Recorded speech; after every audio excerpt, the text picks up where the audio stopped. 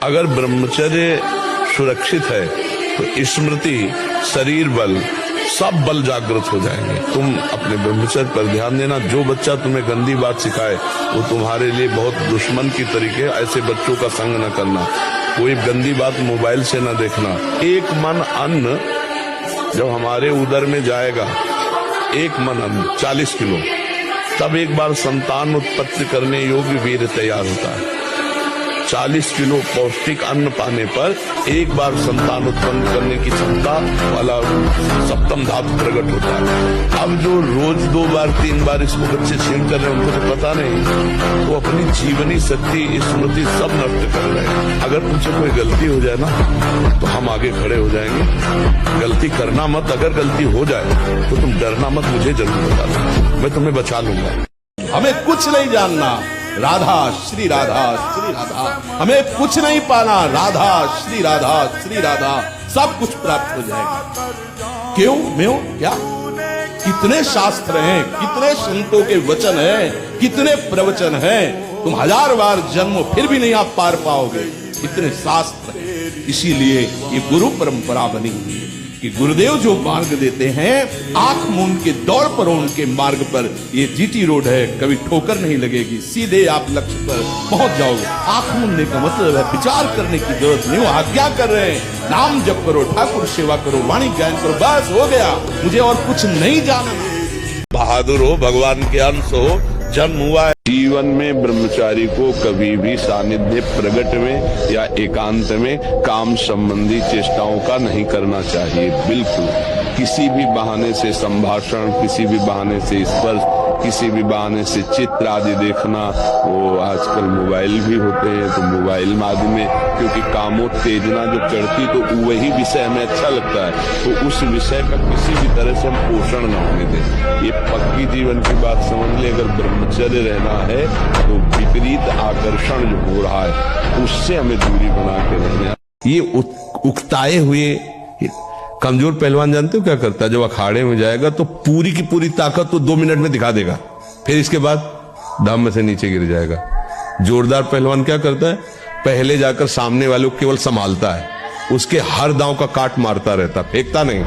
पहले उसको थकाता है, फिर जब देख लेता थक गया तब वो अपने दांव पे चढ़ा के मारता है, तो वो विजयी होता है। कभी भी अच्छा पहलवान एकदम जाके अपनी सारी बातें पेश नहीं कर देगा युद्ध में कि वो कला कौशल दिखा, नहीं, उसको शत्रु पक्ष को निर्बल करना है। तो हमारे पास हम ऐसे ही हम कमजोर हैं, एकदम पूरी ताकत लगा देते, फिर काम आया तो बोले अब वो जो आया वो करवा ले गया, अब हम क्या करें। ऐसे नहीं, पहले उसको रोकना सीखो।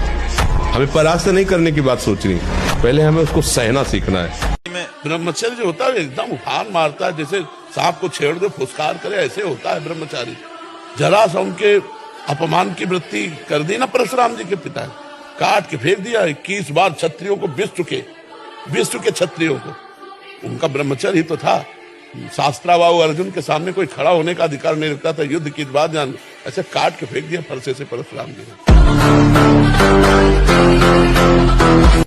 ये सौभाग्य मिल गया है, मनुष्य शरीर रूपी नाव, भगवत कृपा रूपी अनुकूल वायु और सदगुरु रूपी चतुर खेवैया मिल गया है, और फिर भी वो भवसागर से पार नहीं हो पा रहा।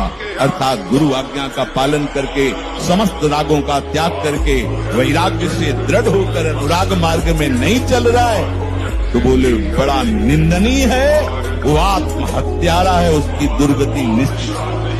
अब जिससे आपका मंगल होगा वही वस्तु, व्यक्ति, स्थान आपके संयोग में आने देंगी, नहीं आने देंगी। आप बेपरवाह हो जाओ, एकदम ऐसे हो जाओ, और हम तो बहुत नीच है, हम तो कामी है, हम तो ये है वो। तो नाम ही क्या किया तुमने? गुरु के सम्मुख होकर के रजिस्ट्री किसकी की थी? किसकी रजिस्ट्री की थी? धोखा क्यों? प्रभु से धोखा क्यों? तनुवांग मनोभीर, शरीर मन वाणी लिखित। हे गुरुदेव, ये शरणागति का मतलब क्या होता है?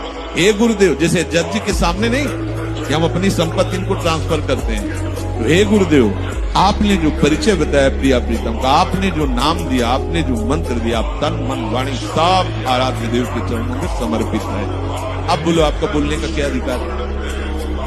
माया की प्रेरणा से, कर्म स्वभाव और गुण से घिरा हुआ ये जीव 4 प्रकार की 84 लाख योनियों में भटकता रहता है। ये मनुष्य शरीर भवसागर से तरने के लिए जहाज है। अगर नौका को अनुकूल वायु मिल जाए तो प्रयास नहीं करना पड़ता, सहज में नाव पार कर जाती है। अगर वहां भंवर भी है और अनुकूल वायु है तो झटके में पार हो जाएगी। आपको लगेगा कि आपके पास तो है, तो वृंदावन आए थे, एक व्यक्ति का परिचय नहीं, एक धन का तो नामो निशान नहीं, भोजन की व्यवस्था नहीं, किसी को जानते नहीं थे। ये किसकी व्यवस्था? महारानी की व्यवस्था। मेरी व्यवस्था है क्या? नहीं, महारानी की। आप भी आश्रित होकर देखिए, उनको भेष से थोड़ी मतलब होता है, उनको तो अपनेपन से मतलब होता है। आपने बहुतों को अपना बना रखा है, महारानी जो देख रही है उनको। सुबह होना है राज तिलक, चक्रवर्ती सम्राट अवधपति बनना है, और सामय के 14 वर्ष का वनवास। कितना बड़ा संघर्ष। नंगे पैर, जहाँ राजमहलों में कोमल रुई जैसे गद्दों पर चलना होता प्रभु को, वहाँ कंकड़ पत्थर, जंगल में कोई ऐसा थोड़ी कि सुदृढ़ मार्ग बने। नहीं नहीं, वहाँ तो कंकड़ की कांटे। भगवान उनमें 14 वर्ष रहे। किसी गांव नगर जाना निषेध था। 14 वर्ष भगवान का जो वनवास था, उसमें किसी नगर में नहीं गए, किसी गांव में नहीं गए, भगवान जंगल में ही रहे। तो अब आप विचार करो, हम लोग तो उनके अंश हैं। जब हमारे परमात्मा को संघर्ष करना पड़ा इस मृत्यु लोक में आने पर, तो हम तो जीवात्मा है, हमारे तो सैकड़ों संघर्ष होंगे। ये पुत्र परिवार का मिलन और ये सुख ऐसा है जैसे पत्ते में ओस की बूंद, कितने सेकंड में ढल जाएगी कुछ पता नहीं, ऐसे ही है। बड़े हर्षित हो रहे हैं, बाजे बजवा रहे हैं, बहुत दिनों बाद लड़का हुआ है, फूले नहीं समा रहे, और काल की अवधि बहुत अलू खत्म। अब वो बूंद जो है पत्ते में गिर गई। अब किस बात को लेकर यहाँ खुशी मनाई जाए, किस बात को लेकर हम यहाँ गर्व करें? बहुत सावधानी की जरूरत। चाहो जब से सृष्टि हुई कि आज तक कोई भी कामना हमें छोड़ नहीं पाई, ना हम कामनाओं को छोड़ पाए। सब स्टॉक लगा हुआ है, हम कब तक निकल पाएंगे? जब देखो तो कोई न कोई वासना, कामना, सब ज्ञान विज्ञान की बातें होती और कामना वासना।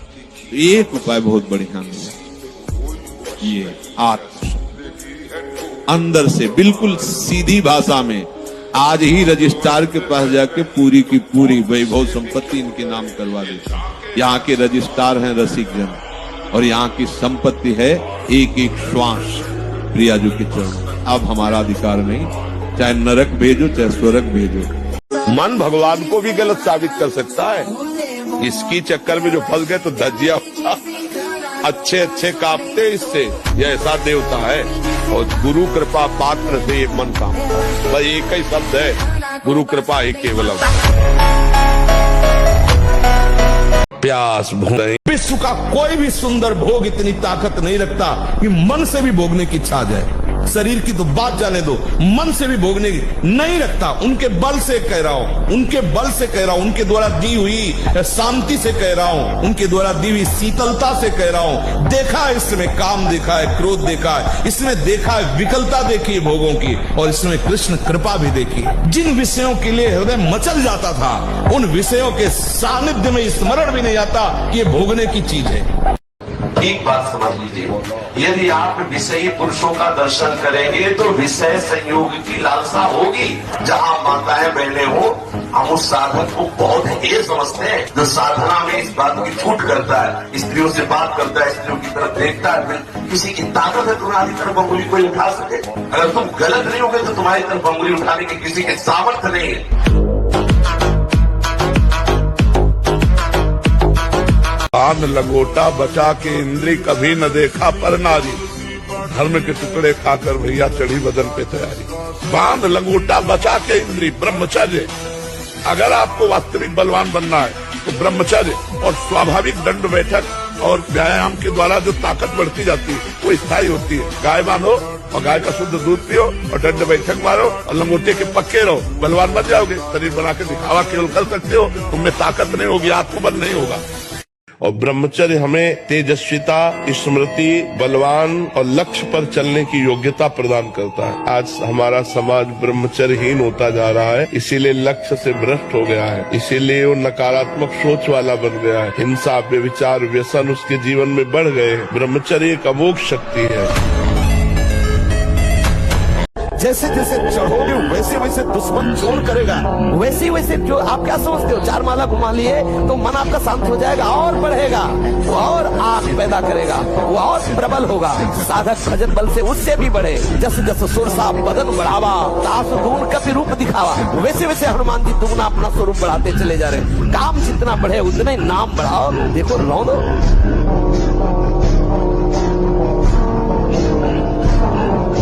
जब हम ब्रह्मचर्य से रहते हुए भजन करते, मान लो गृहस्थी में भगवान कश्यप जी 10,000 वर्ष तक ब्रह्मचर्य रहे। जानते हो कौन पैदा? भगवान गरुड़ जी पैदा हुए। कितने बलशाली, भगवान के वाहन, पूरे विश्व ब्रह्मांड को अपने एक पंखे में रख के उड़ सकते हैं। 10,000 वर्ष भजन किया, गरुड़ जी पैदा।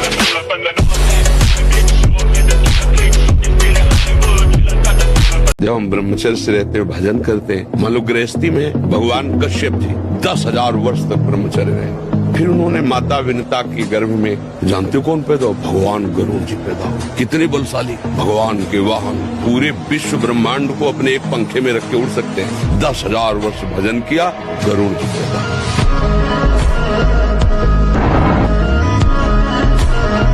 एक किसान भी खेती को सुरक्षित और तैयार करता है तो उसमें अच्छी फसल होती है। तुमने ब्रह्मचर्य को जाना ही नहीं। इधर उधर से हर तरह से भ्रष्ट आचरण आगे तुम्हारे आ जाएगा अगर उठने में तुम्हें तकलीफ ना होने लगे। कहना तुम तो हमारी आत्मा हो, इसलिए हम तुम्हें प्यार से समझाते हैं। जैसे हम कहते हैं तुम ब्रह्मचर्य रहो।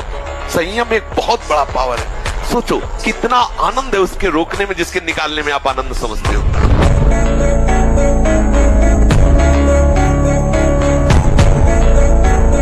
इस पर मैं आपको बताऊं तो ब्रह्मचर्य को वेद में तपस्या कहा है।